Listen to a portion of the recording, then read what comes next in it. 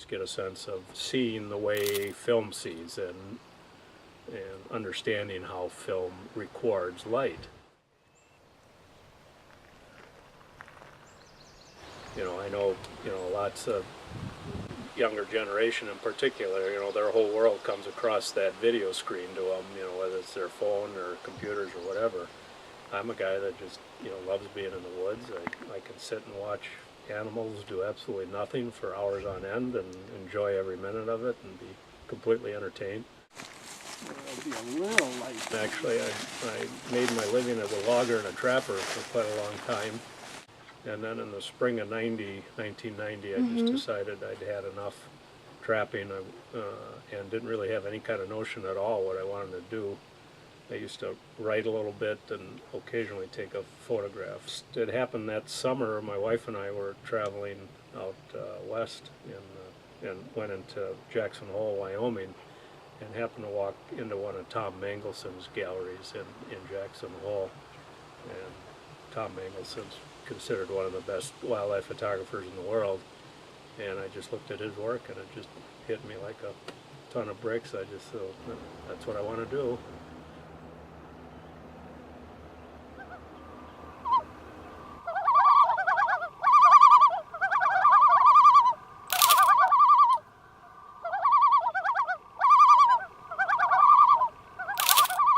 I literally shot every day for probably the first 4 or 5 years that I was started photographing. So I was in the field every single day, shooting whatever caught my eye, and I just, was blessed, I think, with a good eye. Things make visual sense to me, I guess, is the best way I can describe it.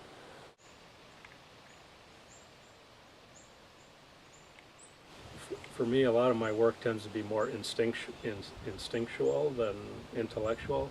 There are times where I'm out there looking for something specific. When loons have babies, and they're up on the parent's back and that sort of thing. So I'm out there specifically looking for those sorts of subjects. But at other times, it's just a lot of wandering, a lot of looking.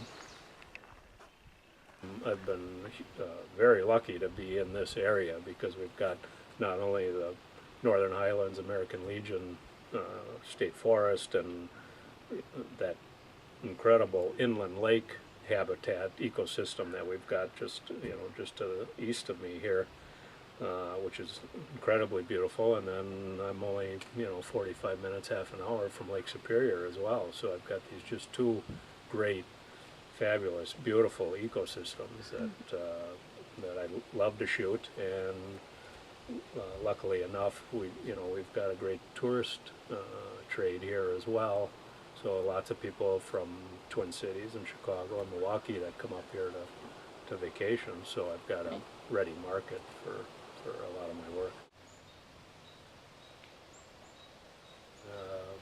The trapping and logging didn't really require that sort of patience, persistence that is required for memorable wildlife photography in particular. There were times where I would sit on a blind for 10 days or 2 weeks to get a particular shot, and I don't do that too much anymore. I don't have that kind of patience at this point in my life, but when I was first starting. Initially was submitting to even national publications. I've had Audubon and Sierra Club buy images from me. I had a couple of national book publishers that bought some images from me.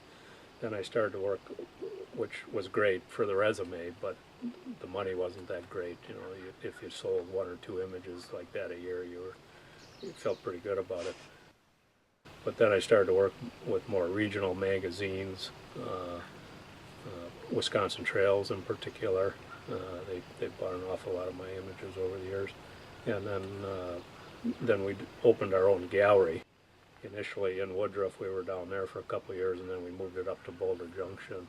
And we're in Boulder Junction, I think, 9 or 10 years. And that was a really good location for us.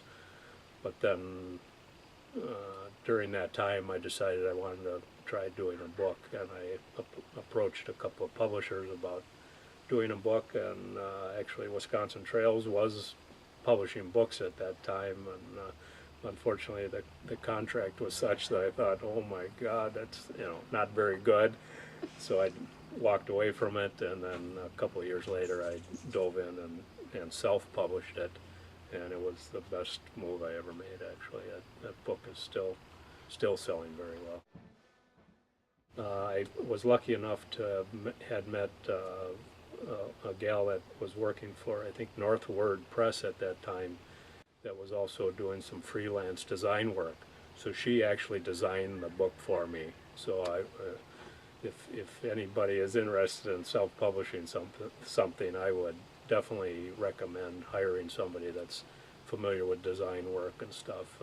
Not that it can't be done by yourself, and with the computer now, if people are savvy with that, they certainly can do it. But it was a huge help for me to have somebody that was familiar with the publishing world, and I was just absolutely flabbergasted the first time I sat down with her and she showed me, the design that she had come up with, and just matching the images and stuff. It was just incredible. I remember the day the truck rolled in with this huge, pallets and pallets of these books, and I thought to myself, oh brother. I've been, again, just really lucky, because the people have responded to the book so well, that literally all I would have to do, and I put on a ton of miles, believe me, the marketing it's not easy. It takes lots of effort and a lot of miles, and I literally have driven to every gift store, bookstore, gallery within probably 300 miles of where we sit here right now. So it takes a lot of footwork, but the selling part of the book at that time, the last few years has gotten much harder just because of the way the economy is, but literally all I would do is walk into a store, introduce myself, open the book, and people would just go, wow. And then finally it got to the point where I was making pretty good money. And the gallery years were very good. The book publishing has treated us very well. So certainly the last 15 years or so, it's been a big part of our income.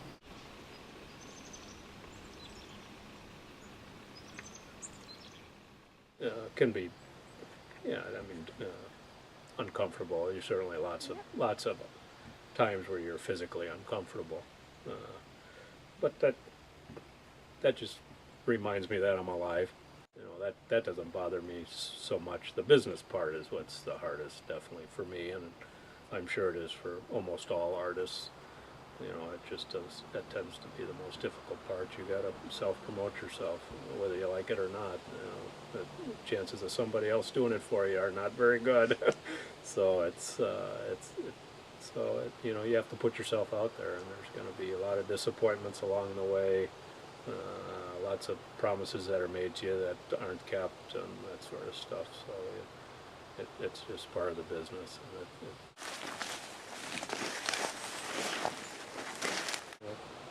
Whatever animal that's in front of me tends to be my favorite. Whatever I see is somewhat exciting and somewhat fulfilling to me and interesting to me. So certainly the big predators are exciting. Certainly wolves. I was just out in Yellowstone where I had the best grizzly bear photographing that I've ever had. That's plenty exciting.